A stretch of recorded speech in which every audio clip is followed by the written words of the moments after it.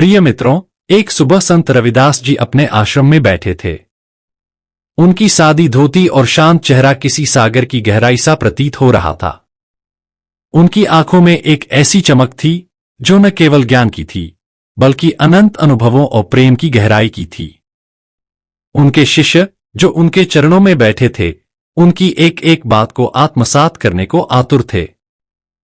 हवा में हल्की सी ठंडक थी और पास के पीपल के पत्ते हवा के साथ सरसराहट कर रहे थे, मानो वे भी संत रविदास जी की कथा सुनने को बेताब हों।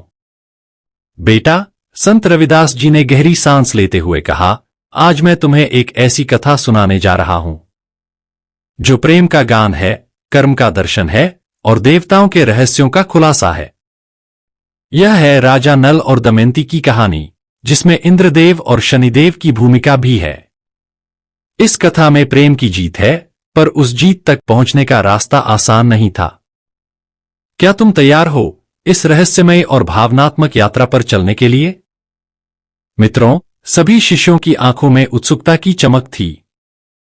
एक ने हाथ जोड़कर कहा, गुरुजी, कृपया सुनाइए, हम सुनने को बेताब हैं।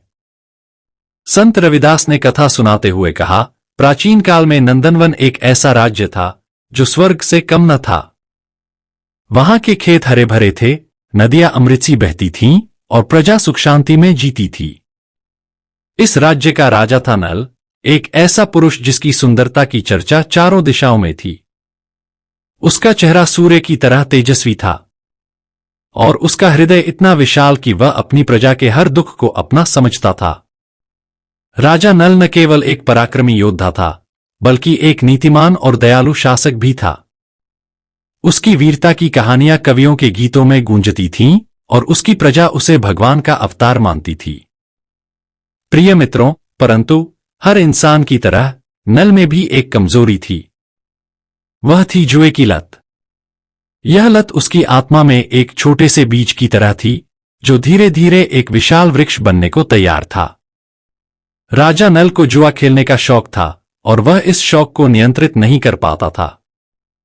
यह कमजोरी उसकी कहानी में एक तूफान बनकर उभरी, जिसने उसके जीवन को उथल पुथल कर दिया। प्रिय मित्रों, संत रविदास ने आगे कहा, उस राज्य से दूर विदेह नामक राज्य में एक राजकुमारी थी जिसका नाम था दमयंती। राजकुमारी दमयंती की सुंदरता ऐसी थी कि लोग उसे देखकर ठहर जाते थे। उसका चेहरा चंद्रमा की तरह शीतल और मनमोहक था, पर उसकी असली सुंदरता उसके चरित्र में थी। राजकुमारी दमयंती न केवल बुद्धिमान थी, बल्कि उसका हृदय करुणा और प्रेम से भरा था। वह अपने पिता के दरबार में एक ऐसी रत्न थी जिसे देखकर हर कोई मंत्रमुग्ध हो जाता था।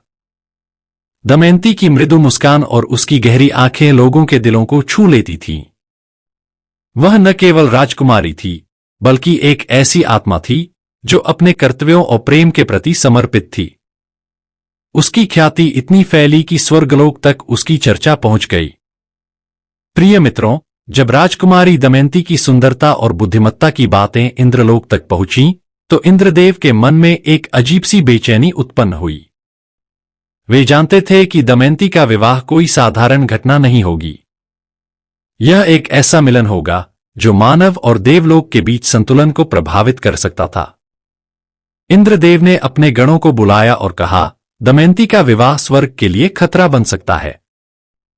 हमें इसे नियंत्रित करना होगा।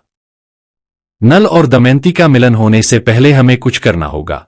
इंद्रदेव ने एक योजना बनाई। उन्होंने सोचा कि वे स्वयं इस विवाह में हस्तक्षेप करेंगे और इसे अपने नियंत्रण में लेंगे। परंतु उनकी यह योजना केवल शुरुआत थी। एक और शक्तिशाली देवता, शनिदेव, इस कहानी में अपनी भूमिका निभाने वाले थे। मित्रों, एक रात जब दमयंती अपने महल में सो रही थी, उसे एक स्वप्न दिखा। स्वप्न में शनिदेव प्रकट हुए। भगवान शनिदेव की आंखें गहरी और रहस्यमयी थीं और उनकी आवाज में एक गंभीरता थी। उन्होंने कहा, दमयंती, तुम्हारा प्रेम और नल का भाग्य कालचक्र के अधीन है। तुम्हारा मिलन साधारण नहीं होगा। यह एक ऐसी परीक्षा होगी जिसमें तुम्हें अपने प्रेम और धैर्य को साबित करना होगा। शनि की छाया तुम दोनों पर पड़ेगी, पर यदि तुम सच्चे मन से डटे रहे तो कोई भी बाधा तुम्हें हरा नहीं पाएगी। दमयंती की नींद टूट गई। उसका हृदय तेजी से धड़क रहा था। उसने यह स्वप्न अपने पिता को बताया। विदेह राज्य के राजा गंभीर हो गए। उन्होंने समझ लिया कि यह कोई साधारण स्वप्न नहीं था, यह एक दिव्य संदेश था। उन्होंने तुरंत एक महायज्ञ का आयोजन करने का निर्णय लिया, जिसमें सभी राज्यों के राजा और राजकुमारों को आमंत्रित किया। प्रिय मित्रों, यज्ञ के दिन नंदनवन का राजा नल भी विदेह पहुंचा। जब वह यज्ञ स्थल पर प्रवेश कर रहा था, उसकी नजर दमयंती पर पड़ी। दमयंती उस समय यज्ञ की अग्नि के पास खड़ी थी और उसकी उपस्थिति ऐसी थी मानो स्वयं लक्ष्मी धरती पर अवतरित हो गई हो। राजा नल का हृदय एक पल के लिए रुक गया। उसकी आंखों में दमयंती की छवि बस गई। दमयंती ने भी नल को देखा। उसकी आंखों में एक ऐसी आत्मीयता थी जो उसे अपने पूर्वजन्म से जोड़ रही थी। दोनों की नजरें मिलीं और उस एक पल में समय ठहर गया। यह प्रेम का प्रारंभ था, पर यह प्रेम इतना आसान नहीं था। इंद्रदेव, जो इस मिलन को रोकना चाहते थे, ने एक छल रचा। उन्होंने एक दिव्य दानव को धरती पर भेजा, जो नल के मन में जुए के प्रति और अधिक लालच पैदा करेगा। यह दानव नल के कानों में फुसफुसाता और उसे जुआ खेलने के लिए उकसाता। राजा नल, जो पहले से ही इस कमजोरी का शिकार था, धीरे धीरे इस जाल में फंसता चला गया। जुआ नल के लिए एक खेल से कहीं अधिक बन गया। वह अपने राज्य के मामलों को भूलने लगा। उसका ध्यान केवल पासों और जीतहार पर केंद्रित हो गया। दमयंती ने नल के इस बदलाव को देखा और उसका हृदय दुख से भर गया। फिर भी राजकुमारी दमयंती जानती थी कि उसका प्रेम सच्चा है और वह नल को इस अंधेरे से निकालने का संकल्प ले चुकी थी।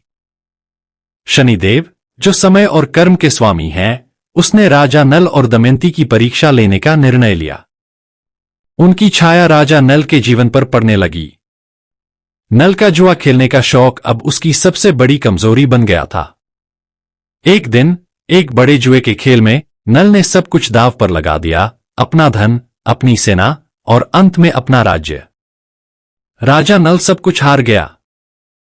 नंदनवन, जो कभी स्वर्ग सा था, अब एक पराजित राजा का गवाह बन गया। राजा नल को अपना राजपाट छोड़कर वनवास में जाना पड़ा।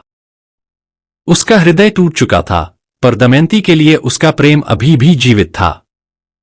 मित्रों, दमयंती ने राजा नल के इस पतन को देखा, पर उसने हार नहीं मानी। उसने भगवान शिव और विष्णु की उपासना शुरू की। उसकी प्रार्थनाएं इतनी गहरी थीं कि स्वर्गलोक तक उनकी गूंज पहुंची। उसने अपने प्रेम को साबित करने के लिए हर कष्ट सहने का संकल्प लिया।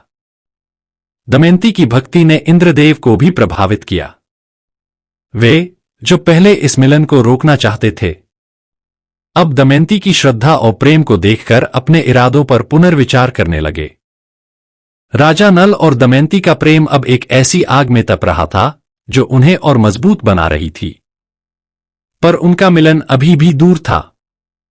राजा नल वनवास में भटक रहा था और दमयंती अपने पिता के महल में उसकी खोज कर रही थी। दोनों ने एक दूसरे को कई बार देखा, पर हर बार कोई न कोई बाधा उन्हें अलग कर देती थी। प्रिय मित्रों, एक बार जब राजा नल एक गांव में एक साधारण व्यक्ति के वेश में था, दमयंती उसके पास से गुजरी। उनकी नजरें मिलीं, पर राजा नल ने अपनी पहचान छिपा ली। दमयंती का हृदय चीख उठा, पर वह समझ नहीं पाई कि वह राजा नल ही था। इंद्रदेव और शनिदेव ने मिलकर नल और दमयंती की अंतिम परीक्षा ली। उन्होंने कई छल रचे, जिसमें राजा नल को दमयंती के प्रेम पर संदेह करने के लिए उकसाया गया और दमयंती को नल की मृत्यु का भ्रम दिया गया। पर दोनों का प्रेम इतना गहरा था कि कोई भी छल इसे तोड़ नहीं सका। राजा नल ने अपनी जुए की लत को पूरी तरह त्याग दिया। उसने अपने कर्मों का प्रायश्चित किया और शनिदेव की छाया से मुक्त हो गया। दमयंती की भक्ति और प्रेम ने उसे हर बाधा से पार कराया। अंततः एक दिन राजा नल और दमयंती का पुनर्मिलन हुआ। यह मिलन इतना भावनात्मक था कि आसपास की प्रकृति भी उनकी खुशी में शामिल हो गई। नदियां गीत गाने लगीं और हवा में एक मधुर सुगंध फैल गई। राजा नल ने अपने राज्य को पुनः प्राप्त किया। उसने न केवल एक राजा के रूप में बल्कि एक प्रेमी और पति के रूप में भी अपनी जिम्मेदारियों को निभाया। दमयंती और राजा नल ने मिलकर नंदनवन को फिर से स्वर्ग बनाया। उनकी प्रजा ने उन्हें एक आदर्श युगल के रूप में पूजा। प्रिय मित्रों, संत रविदास जी ने अपनी कथा समाप्त की। उनकी आंखों में एक गहरी शांति थी। उन्होंने शिष्यों की ओर देखा और कहा, बेटा, यह कथा केवल नल और दमयंती की नहीं, बल्कि हर उस इंसान की है जो प्रेम, धैर्य और भक्ति के मार्ग पर चलता है। चाहे कितनी भी विपत्तियां आए, यदि तुम अपने कर्म और प्रेम पर अडिग रहो तो देवता भी तुम्हारी सहायता करेंगे। एक शिष्य ने पूछा, गुरुजी, क्या यह कथा सच्ची है? मित्रों, संत जी ने मुस्कुराते हुए कहा, यह कथा इतिहास से अधिक एक दर्शन है। जो इसे समझ ले, उसका जीवन नल और दमयंती की तरह विजयी हो सकता है। मित्रों, ऐसी ही भावनात्मक और ज्ञानवर्धक कथा सुनने के लिए हमारे इस चैनल को अभी सब्सक्राइब करो और कमेंट में संत रविदास जरूर लिखें। धन्यवाद।